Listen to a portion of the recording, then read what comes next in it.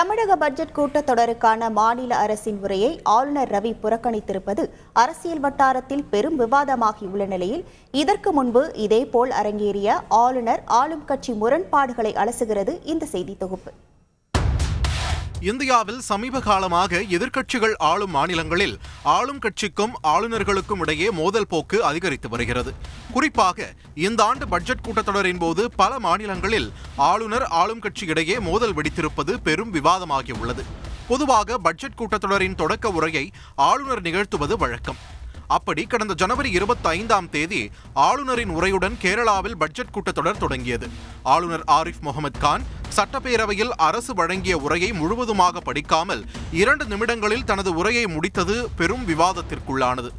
இன்னொரு புறம் பிப்ரவரி 5 திரிணாமுல் காங்கிரஸ் கட்சி ஆளும் மேற்கு வங்கத்தில் பட்ஜெட் கூட்டத்தொடரின் தொடக்க நாளன்று ஆளுநர் வராததால் சட்டப்பேரவையின் பட்ஜெட் கூட்டத்தொடர் ஆளுநர் ஆனந்த் போஸின் உரையின்றி தொடங்கியது.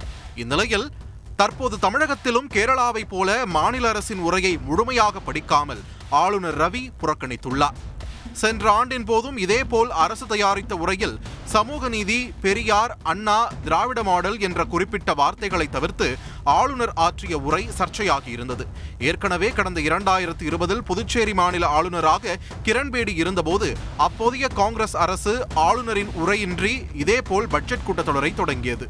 அதேபோல் கடந்த 2022 ஆண்டு தெலங்கானாவிலும் ஆளுநர் தமிழிசையின் உரையின்றி மாநில சட்டசபை பட்ஜெட் கூட்டத்தொடரை அப்போதைய முதலமைச்சர் சந்திரசேகர ராவ் தலைமையிலான அரசு தொடங்கியது பெரும் விவாதமானது.